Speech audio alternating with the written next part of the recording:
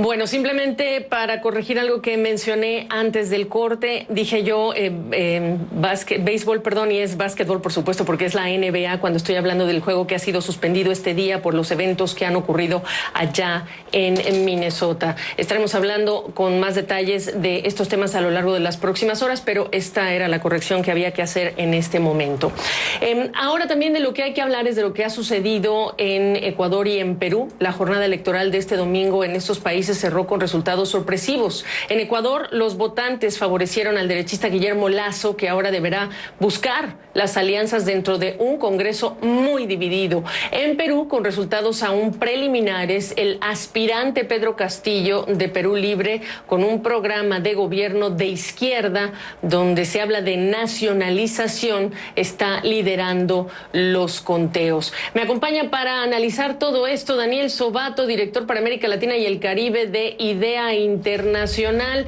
¿Cómo estás, Daniel? Pues pedirte primero una impresión inicial de lo que te están diciendo hasta ahora estos resultados, y estamos hablando de voto de castigo. Así es, Gabriela, un placer estar nuevamente en tu programa.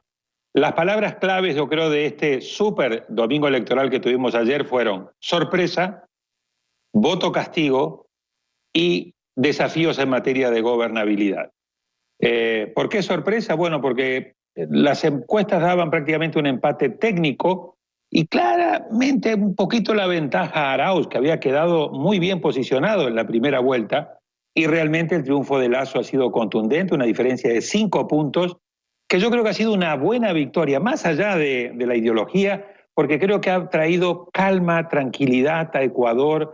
He visto con satisfacción cómo ha reaccionado Arauz, felicitando a Lasso, llamándolo, incluso el tuit del propio presidente Correa, creo que le bajó crispación a la sociedad ecuatoriana, ha tranquilizado los mercados y creo que, sin desconocer los mayúsculos desafíos que enfrenta Ecuador, creo que ha sido una buena noticia. Por el contrario, en el caso de Perú, estamos totalmente en una situación de nervios de punta, 18 candidatos, 11 que no tenían opción, pero 7 que estaban peleando cabeza a cabeza.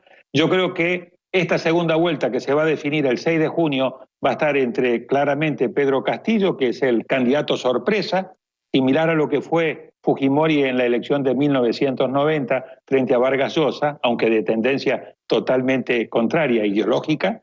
Y yo creo que va Keiko Fujimori a esa segunda vuelta y creo que vamos a tener una segunda vuelta muy polarizada en la que Perú va a tener que optar entre el mal menor, similar a lo que Vargas Llosa había dicho en su momento en aquella contienda entre Humala y Alan García. ¿Qué explica para ti el voto en favor de Lasso? El voto sorpresivo, que se haya inclinado la balanza en favor de Lasso de manera definitiva. Mira, hasta cierto punto esta elección, esta segunda vuelta presidencial, se terminó convirtiendo de una manera u otra en un referéndum sobre el regreso o no de Rafael Correa.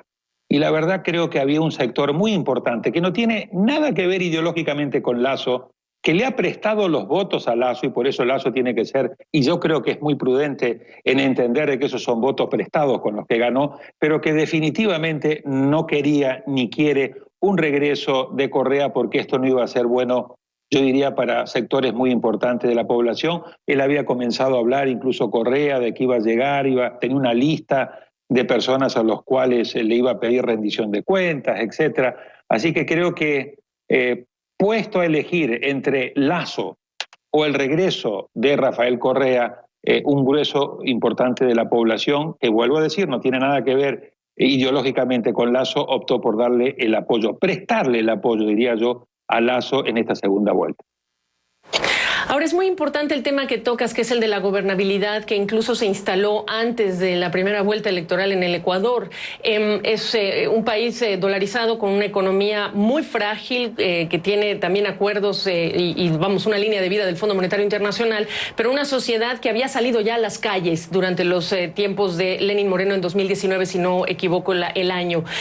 Háblame de la gobernabilidad en el Ecuador y también de la gobernabilidad en el Perú cuando hablamos de cambio de presidente, hartazgo ciudadano por todos los temas de corrupción, etcétera.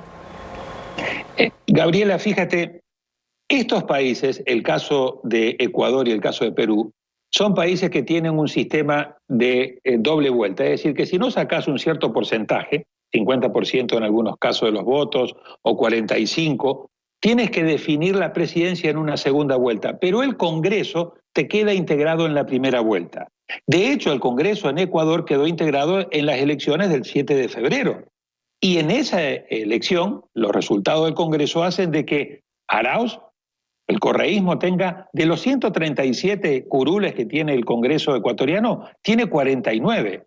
27 tiene Pachacutic, el movimiento indigenista, y 18 tiene Izquierda Democrática. Por el otro lado, Lasso, como hizo una elección bastante mediocre en la primera vuelta a nivel presidencial, pero también a nivel Congreso, tiene tan solo 12 de esos 137.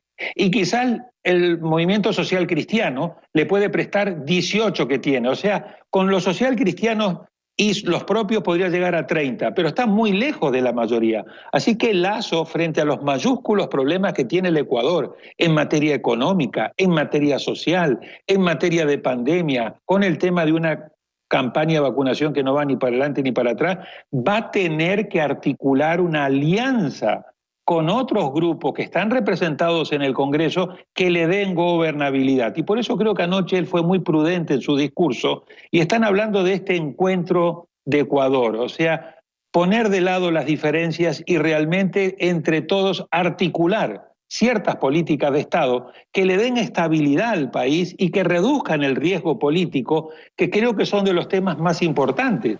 De lo contrario, Ecuador va a entrar en una situación de extremada complejidad en materia de gobernabilidad. Pues así están las cosas y se nos acabó el tiempo, pero te agradezco muchísimo, Daniel, que hayas pasado el día de hoy para poner en perspectiva lo que recién ocurrió en Ecuador y en Perú. Gracias. Gracias a ti. Buenas tardes.